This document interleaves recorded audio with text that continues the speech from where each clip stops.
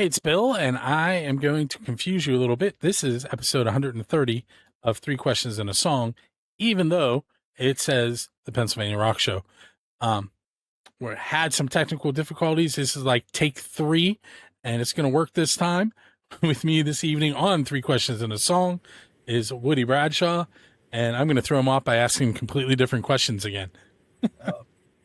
No, I had them all memorized. Don't do it. Okay, I'll give you a couple of the ones I asked. I'm good. I'm fresh. Give me some more. Okay. So first of all, we've done this. This will be the third time, but please tell everybody a little bit about yourself, the genre you play, and how you ended up there. And I'm just going to throw in the New York, the LA, and the Nashville, and you can explain what I mean by that. Well, first of all, thank you for having me on. I really appreciate it. And it was good talking to you prior to actually talking here. Even though it's been a stressful situation, you're in for a bit there. So anyway, yeah, my name is Woody Bradshaw, and I'm in the country genre, I guess you would say. And I've had a record deal before in that genre, but I was raised on, rock and roll, and my brother was like a big singer-songwriter fan. So I was raised on all the great James Taylor and Carole Kings, and then my mom raised me on her kind of style, which was more Barbra Streisand. And so I had an eclectic beginning, and no one even knew I sang or had this musical interest because I was into sports and all that. And so when I found it, I went to country because that was kind of the last place of pop, melody and lyric, storytelling. And so that's what I'm in now. And but I write outside of country. I write like pop ballads as well, and crossover quite a bit. And some of it melds to today, country and pop. But I do like deeper kind of lyrics, as far as it's not, when I say pop, I don't mean like, superficial stuff. I like the deep kind of lyrical stuff. Yeah, that's how I am. I'm a fan of the traditional country. That's why again, I did that out of necessity, as far as that genre, because I really wasn't a huge country fan, to be honest, except the old school. And then when I found out I could write for my voice, and I had people that were interested in my music, because when I first started, it was very much Woody music. I was learning to write, and I had a point of view, and it was just, I wrote what I felt. And so when I went to Nashville, there is a structure, and people were like, we love this, but we don't know what to do with it. Would you be open to writing with, our writers at our publishing house? And I was like, sure. And I was like, but I'm not country. I was defiant. And then they were like, okay, whatever. Do you want to write with them or not? I was like, yeah. So I wrote with them. And when I did that, then, I started seeing somebody else's point of view, which was really cool. And then I thought, yeah, I can do this. We started writing, because they were writing for me as an artist. And so we started writing country stuff, but it was very fresh, and it was in my wheelhouse of what the story I wanted to tell, that wasn't so country 101. And I'm not dissing country. I love country music now, as far as, I like certain country music, but I don't like what you're talking about too, the certain superficial kind of country.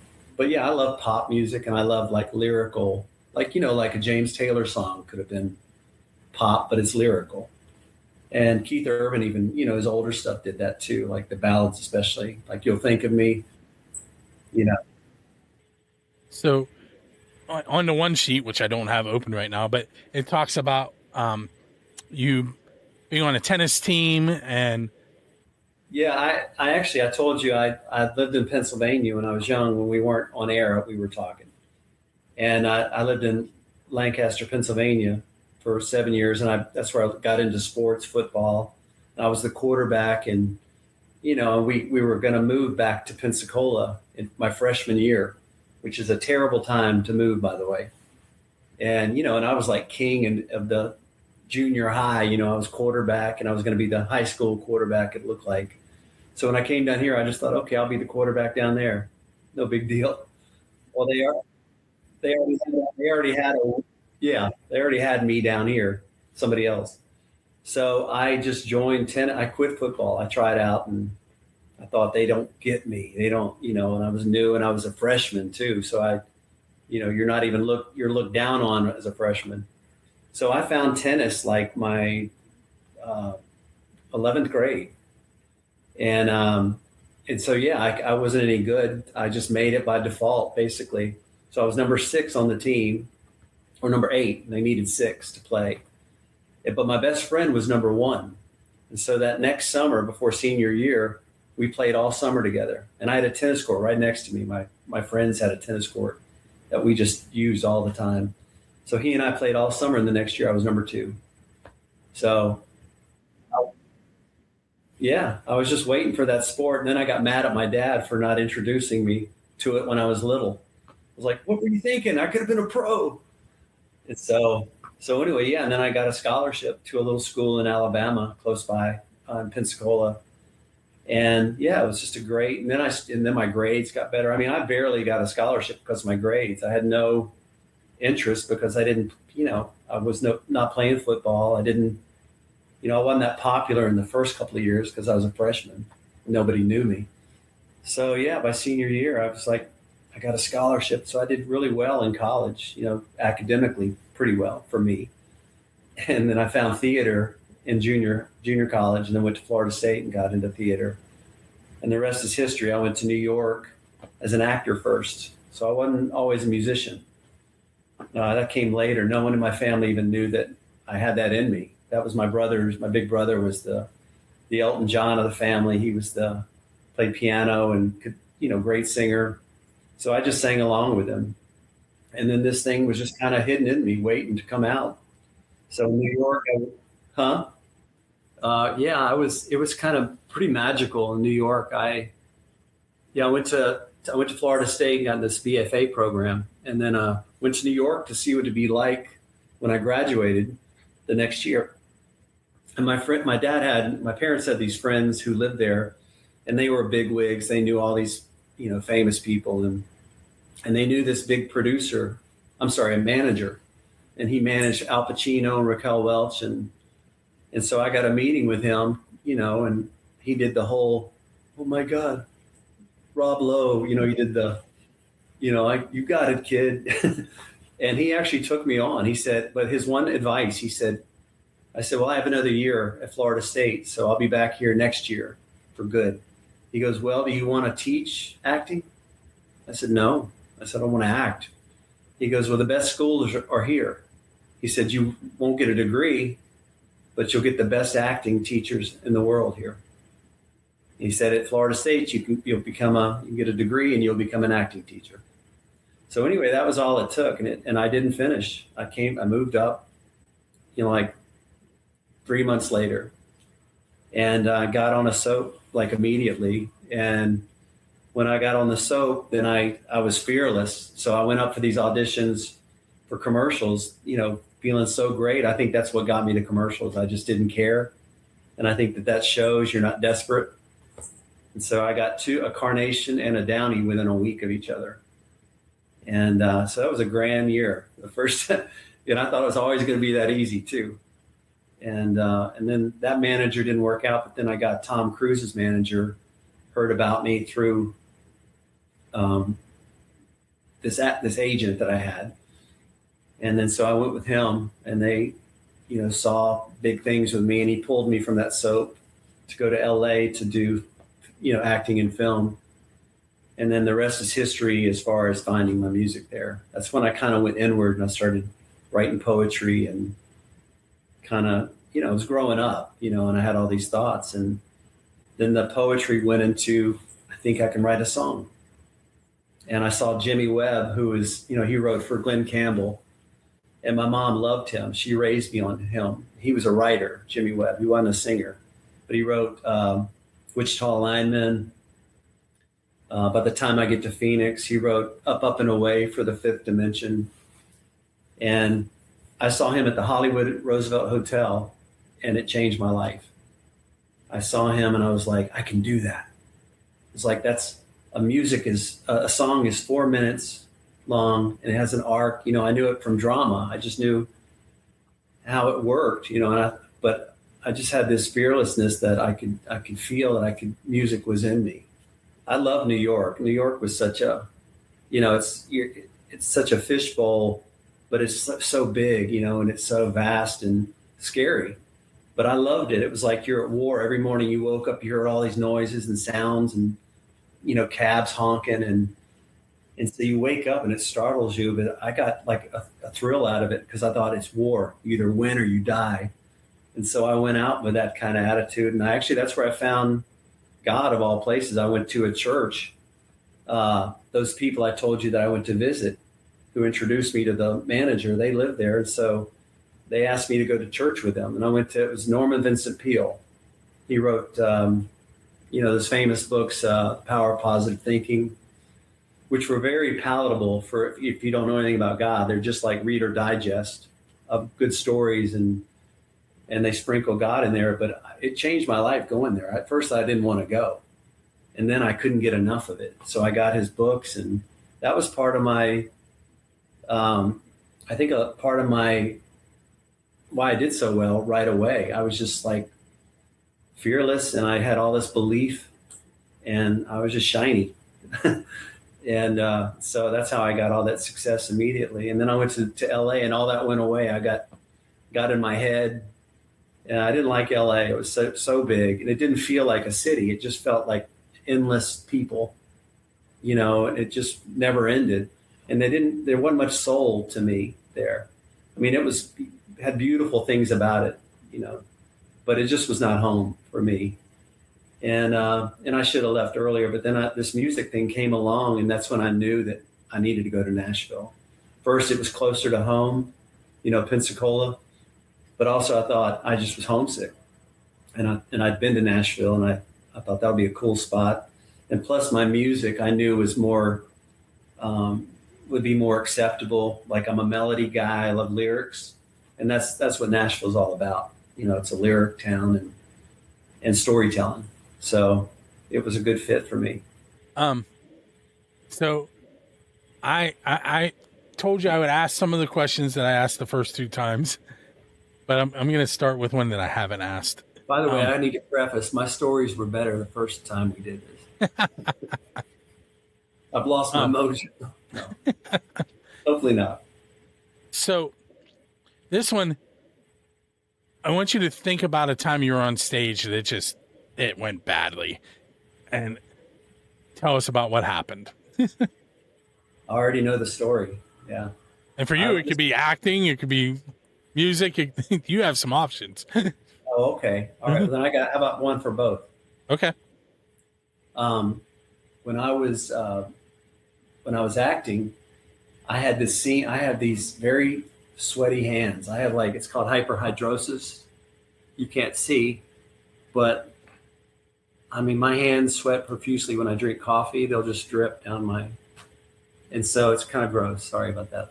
You probably didn't need that information, but there it is. And I was in this scene with a girl in a car in the soap I was in. And, it's supposed to be kind of intimate, we're driving, but, we're talking, and I'm touching on her, and all of a sudden she's like, "Can y'all get him a rag or something?" Because you have all these big hot lights on you, and plus, I was still a newbie, and, so I was nervous at that time anyway, just being on set. And I was just profusely sweating. And she was like, "Can y'all get him a rag?" And I got so self-conscious. I mean, I remember reading the dialogue. I remember pausing, and they put like a sound effect because I lost my line, and a headlight across my face. But that was really embarrassing. That was one of those scenes where I wanted to forget that day. And then the other one, when I was cutting my teeth in Nashville, just still bumping around, I was telling you about with songwriters, and I was doing rounds around town. With this guitar player I was telling you about, I went up there and I had somebody coming to watch me. It was like an important one, like I think management. And my guitar broke, the string broke, and then I didn't have an extra one. I don't know anything about things going wrong. Yeah. This might be your day, right? Yeah. So And we've been kind of skipping around here. We did this.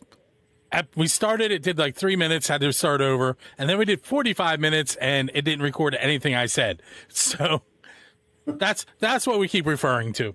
now we're both punch drunk. So, but yeah, he had to restring my guitar as they all waited, because I didn't have an extra guitar back then, and it did not go well. It was not my best show, and I didn't get that manager. But I got a big record deal the next year, so that worked out. So it worked out. Yeah. Okay. So we're gonna do a different movie question. We're not gonna do the Back to the Future one. We're gonna do Forrest Gump. So you sit down on a bench, with your box of chocolates, and you happen to sit down next to one of your musical idols, and you want to start that long conversation like Forrest had, but you want it to be meaningful with this idol. What is that first question you're going to ask them, and who are you sitting next to? Well, those are you've some toughies. These are one you'd rather sit with for 5 minutes. Let's see here. Well, no, it'd have to be the king. It'd have to be Elvis. I mean, I love Elvis. I avoided this line earlier, but movies, Elvis didn't die. He just went back to his home planet. Sorry, I had to say it. I held it in the first time. That one's from Men in Black, in case you didn't know. Oh. Yeah, well, I believe that. That could very well be, because he was not earthly. He was something else. And when I was little, I remember seeing This Is Elvis, and I just was crying, and he's just still bigger than life. It's just one of those things where time, time shows you how important certain figures are, in all different aspects, and leaders, but musical talent, like a Michael Jackson's another one. And what question would I ask Elvis? Let's see. Do you regret doing those drugs? Oh. Do you regret all those pills? Yeah. No, I don't know. I don't know what I'd ask him. But it's too bad. That's the shame about somebody like that, and other, big stars, rock stars who face that same fate, is that kind of pressure, I think, when you're that big and not knowing how to deal with it. You know who is great? Actually, who I'll change that. Paul McCartney. Because I think he's a living legend. And, that's tough to be with as big as they were, and to stay like a sane human later in life throughout, and he seems so grounded as he's older. And I think because he does have like a life, children, family. And so I think he lives life in the present. Who's your Dave Grohl? And by that, I mean, who do you want to go up on stage with and perform one of their songs?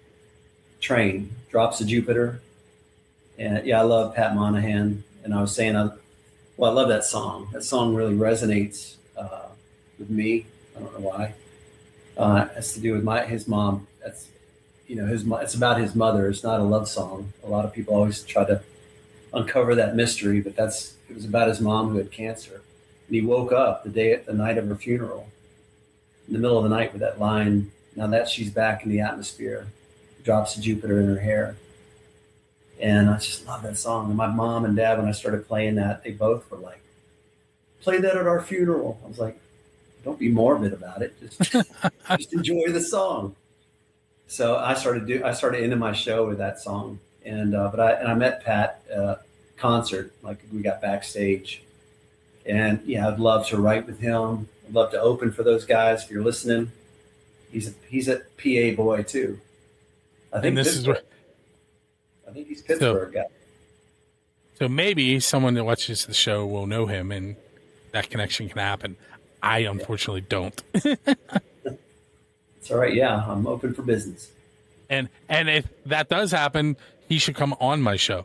There you go. Yeah. So we'll get us both the hookup. But I would be a good fit for their show, even though I'm more in the country, because my country lends itself to more what they do. My stuff is, I wouldn't call it pure country at all. It's very,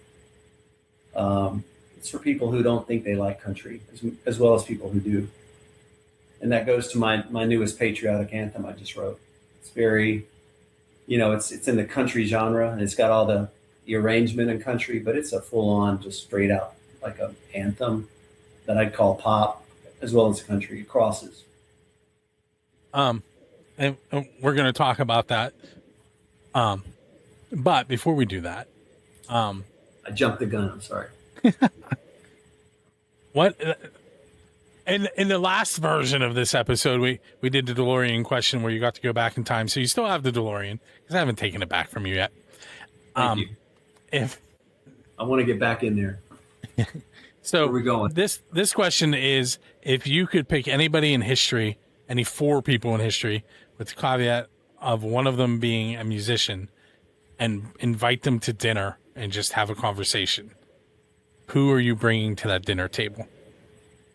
Wow. I definitely, I'm fascinated since I've done the anthem.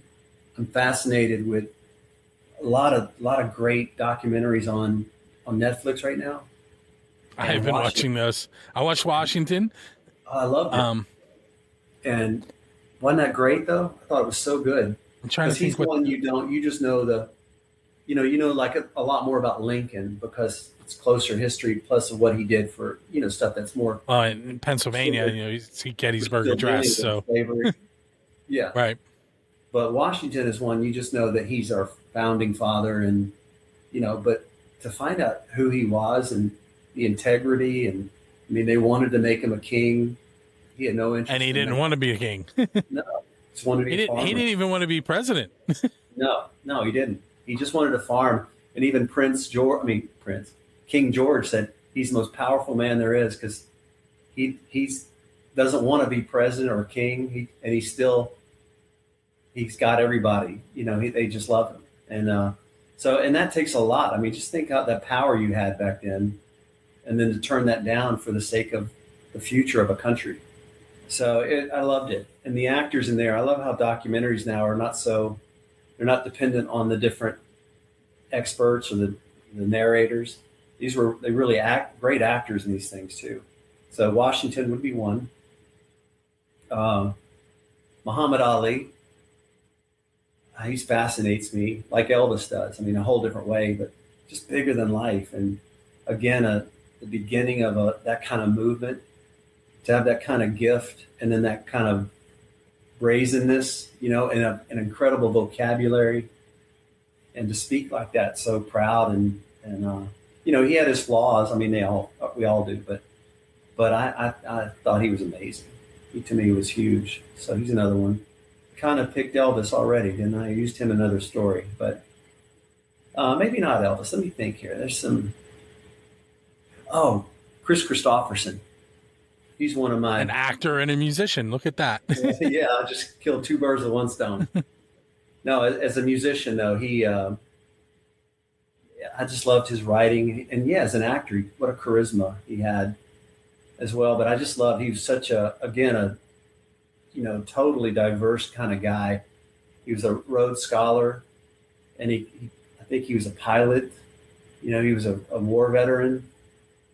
And then this amazing just writer, and he wasn't a great singer, but his sound again lent itself to.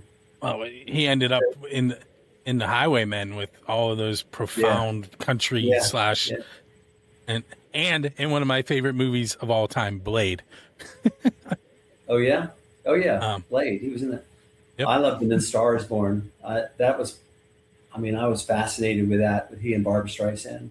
And he held his own with her. And she's pretty powerful on screen. But he played a great rock star with that voice, like a Joe Cocker kind of, but just very charismatic, and just wrote some great songs. Why You'd Even Try, Sunday Morning Sidewalk. And anyway, he's somebody else I'd love to meet. And he passed, so I can't do that. That's right. You still have a DeLorean, though, so. I got the DeLorean, so I can do what I want. Let's see. And what else? I guess I'd love to meet Elon Musk. He's fascinating.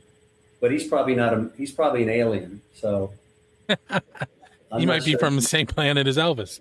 Yeah, I'm not sure. Yeah, I think he's probably not one of us. I think so. Whatever planet he's from, I want to go to check it out. Kiss played in a bay in Australia to sharks, except Paul Stanley. He was sick. And Metallica has played in Antarctica. My friend Jazz has played one of his original songs at the South Pole. What is a non-traditional venue that you would like to pull out some equipment and play at? The Russian Tea Room in New York City. Here's what brought this question on, and it's New York. When I was on that bus tour that I told you about earlier in New York, we were in the big park. Why can't I think what it's called? Central Park. Thank you, Central Park. And there's like a bridge in the park. Yeah. And there was someone under it singing a cappella, and it was just so beautiful, and just using the natural reverb. And then we also came across just a band just playing as we were walking through the park. So that's actually where that question came from, is New York. I see what you mean. Okay. One I don't have a great answer for yet. Yeah, like on the top of a building, like let's say it's a good building I could sing on top of, like the Beatles did. Get a good crowd, but non-traditional.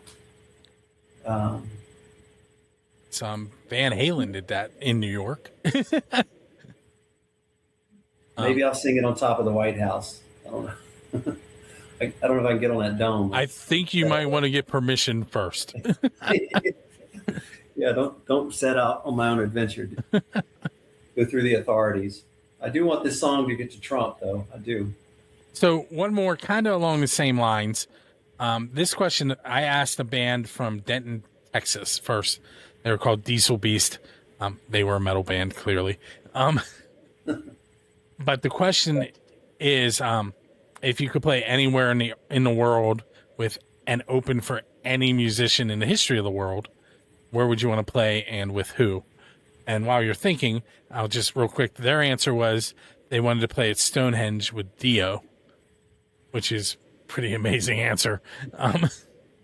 And I said something along the lines, well, maybe that's why Stonehenge is there. You have to press the rocks in a certain order, and then Dio shows up. Right. That's pretty cool, Stonehenge. That Australian amphitheater would be something else.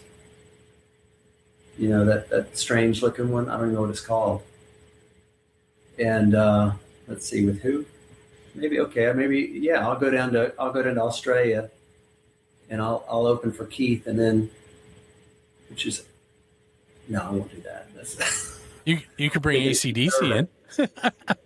What? Isn't AC/DC from Australia? Or at least one of them, I think. Yeah, I think they are, or at least, yeah. I don't know. I mean, a big group. We talked about Aerosmith in the last one, and that'd be a great show to be a part of.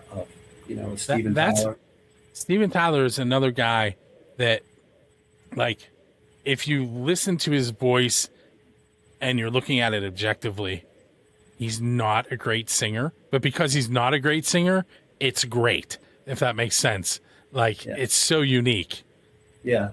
That's funny, because I think of him as a really good singer with that crazy, that sound of his. But who I would say what you just said about is Mick Jagger. Yes, that's true, too. That's all attitude, I mean, and someone else that we have also talked about through this evening, but it's not going to be in this recording. Paul Stanley is another one. He just has a unique voice, and not what you would say. That's the guy. Like Freddie Mercury, right. That's the guy. Yeah, but yeah, that's funny. I told you I saw in our last interview that y'all missed. I told they're all you going to be like, what happened in that one? I know. I saw Kiss play last year, and like I said, and what was so funny about Paul Stanley, he's got that voice, but when he stops singing, when he speaks, he sounded like, it was funny, like an old Jewish mother. It was like, right, y'all. How y'all doing out there? So it was the same voice he sings with, but he still talked the same way. Y'all doing okay? And he still has that New York accent on the Brooklyn accent on top of it. It's very. That's what it is. A very Jewish New York mother. Yeah, that's who I thought I was being talked to by. So tell us a little bit about the song. Sometimes when I do this, I'm like, this is your MTV or VH1 moment. And sometimes the people I'm interviewing are much younger and have no idea what I'm talking about because those stations, VH1 doesn't really exist anymore. And right. MTV also disappeared. But do as storytellers. Tell us about the song, how it came about, and a little bit of a story behind it. Yeah. Well, I was writing this song. I was writing another song at the time, and I was stuck. And I just was frustrated. And, I do what normal people do. Then you go to your phone and you start scrolling, doom scroll. And the first thing I saw was this baseball cap with America 250. It's the official baseball cap, I guess. And I'm not even a cap guy. And I was like, I got to have that cap. And so I bought it online. And then I put that song away that I couldn't get anywhere with to go to the gym to kind of, get my frustrations out. And on the way there, that started ruminating in my mind, this America 250. And I thought, it's too bad you didn't write you didn't get an anthem done. You weren't thinking about it. It's America's 250th. What's wrong with you? And so I just thought, and in faith, I just said, let's try to sing one now. Let's just come up with an idea. And I blurted out almost the chorus as it is. I was like, who's proud they're from the USA? And I was like, that's good. And then I came up with like almost the whole three other lines in the car, and so I ran home after I worked out. I recorded what I had just sung on my phone, ran home, put that other song away, started writing this one, and it took me about 2 days to get the whole body of it. And then I drove down to Florida to my mom's here and finished it like in 3 more days. I really wanted to tweak it to where it was really a patriotic, like not us against them. I wanted to talk about things that are happening now, but unite. Like we're in the greatest country ever. And we're fussing over the worst things, stupidest stuff. So I just wanted to word it in a way that was, I know it was pointed. There's some pointed areas that are, but it's still very just a inspirational song, I think. And I'm just so happy. It's the best thing I've ever written in my mind. I have some friends and, fans that'll disagree, but to me, it's so timely and it's big. It's bigger than me. And I think it really has potential to be like an anthem that lasts for a long time. I love God Bless the USA, but this one's more current, and it's more what we're dealing with. And it's still very inspirational.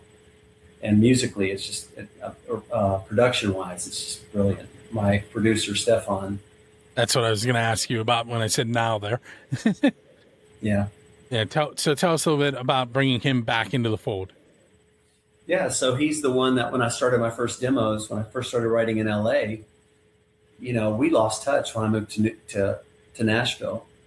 And then, one of the great things about Facebook is you find people again. And so, of course, we friended each other eventually. And, so you follow kind of each other. And then I had written this anthem for the Blue Angels, they're based out of Pensacola. And that's an aerial acrobatic team. And I have seen them in Latrobe, Pennsylvania. Have you? Yeah. I have it at an air show multiple times, actually. Yeah. That's where Arnold Palmer is from, for those of you that are golf fans. Yeah, they travel. They do all, they fly everywhere, Nashville, and they train out in California, Miramar. I think that's right. But anyway, so I wrote this anthem, and it was huge. Like I knew it had to be big, and I thought, Stefan, I haven't talked to him in years, but he's perfect to do this. And so he did it. And it was amazing, and everybody loved it. And then he ended up moving to Nashville, and so then we worked together on an album. And so when this came up, I, ran to him because I wrote it in May, like middle of May. And so I thought, I want to get this out by July 4th. So I ran to him and we worked on it. And and it just turned out exactly. And this one I had a real vision for. I mean, he actually was like, wait, you want to do this in the bridge? And this thing is going right now. I was like, no, I want to use a DeLorean and go back in time to 1776 for this section. Because I wanted to recognize, how we got here. And so we go, it's almost a dream kind of thing with a bunch of oohs, a wall of oohs, and then it goes into a fife and drum kind of thing with the flutes and the snare drum. And then I wrote these two lines that I wanted to do something kind of like Thomas Jefferson would have maybe written in the Declaration of Independence. So those two lines in the bridge were inspired to sound like that, like what a gift we have that was once just a dream, And then I brought the last line brings it into current day, like all the lives that have, we've lost to have this freedom. So anyway, then he got on board once he understood it. And it just adds to the whole production too, I think. But it's very exciting, and a lot of stuff's happening now. It's on radio nationwide, and I've got, I'll be probably doing a radio tour soon. I'm looking to find sponsors. I think it's just perfect for American-made products. For commercials. I mean, it'd be a great truck commercial, beer commercial, jean commercial. What's funny is and even the first time we did this, you were mentioning these, I can see the Wrangler commercial. I can see a Chevy truck commercial. Yeah. Which was Chris Christopherson. And I actually, and the video's kind of, I'll tell you a quick story here. I sent it to the people who did my Blue Angel video, which was more of a graphic video. And they're in Europe. I don't know what I was thinking, It's an American song, and they did a wonderful job on my Blue Angel song, but they sent back, it was just like they had no concept of. And so I sent it to another girl that I worked on another song with, and I decided I was going to do the storyboard, and she could do the AI and she was fine with that. So I storyboarded that whole thing, and so I knew the visuals I wanted. And so I did a verse and chorus, and then I'd send it to her, and then she'd send it right back to me later that evening. And it was just perfect. I mean, each section. So it ended up taking 3 days once I got involved, and she was on board. And I'm so happy with the video. It's beautiful. And here on the video side of the show, we are going to play the video. But if you're listening on radio, you're going to have to go track it down, which you can do at woodybradshaw.com. Look, I almost sounded pro there for a moment. Yeah, please go see it. Go check it out. And follow me on at woodybradshaw.com, and also follow me on my Facebook page, which is Woody Bradshaw Music. And you can follow what I'm doing and where I'm going to be touring hopefully soon. And I've got some shows here in Pensacola, Florida in September and October. So you can check those out online as well. So I told you we were going to be shorter. We're like at the exact same time we stopped the second try. We're to be trusted. Luckily, I'm enjoying myself. So we are going to stop here.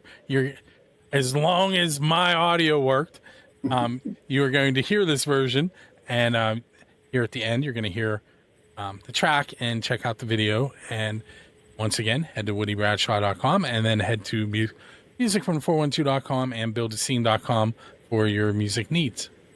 And Woody, thank you again for hanging out with me so long today. Thank you for having me. I really enjoyed it. Didn't matter. Seriously. That wasn't a problem. I enjoyed hanging with you. And I hope this one, I don't know if this is going to be as good as the first one, but hopefully it's okay. Okay. So I'm going to press stop. We're going to make sure it worked. Everybody else, make sure you tune into the next episode.